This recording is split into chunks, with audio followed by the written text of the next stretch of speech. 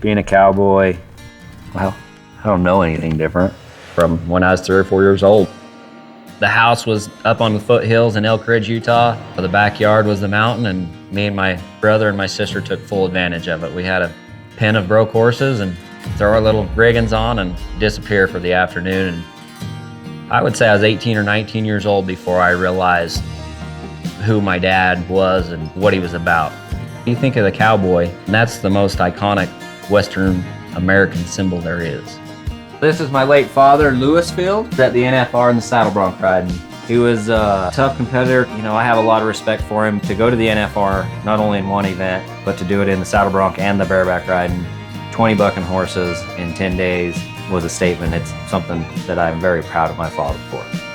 My college championship saddle means a lot to me. Made a deal with my dad, who was the rodeo coach at Utah Valley University. I said, hey, if I win the college championship, I don't have to pay rent to live with you. He said, well, I'm the coach, and if you don't win, you're gonna pay rent. Had a little extra motivation that year and won the college championship, and then went to my first NFR that same year. And so the little conversation that I had with my father is a sweet memory. I did tough things. I thought everybody needed to do tough things, and if you didn't, I didn't have time for you. I had a very successful career at a very young age, and life was fast. I was preparing physically. I wasn't doing anything mentally on the inside. You know, the cowboy way and being tough and rub some dirt on it. In Austin, Texas, I drew a horse called Killer Bee. I had been on her 6 times prior, the rankest, buckinest horse and a cheater that I've ever been on. The situation was just perfect for me to beat the world record. The highest score was 94. I wanted to be 95, and everything was lining up perfect for it. About 4 seconds, I hit my head on her hip, and then went numb, seen the white flash, and then the lights went out. I remember being in the ambulance, and they had me strapped down. Went in the hospital. I remember the doctor coming in, I could just see a silhouette of him standing in the doorway.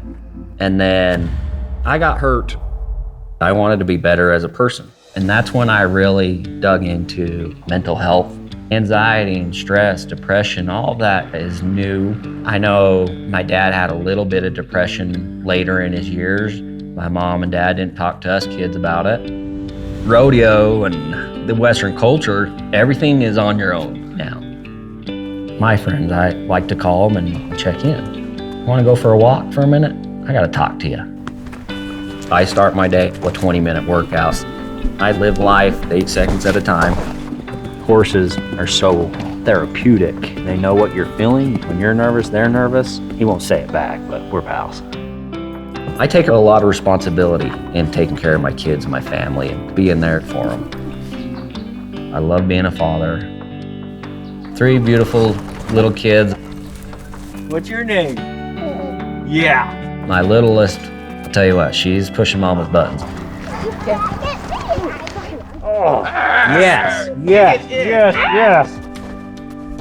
You're gonna have tough days. Everybody does. Find a place to stop and just breathe. Love your mind.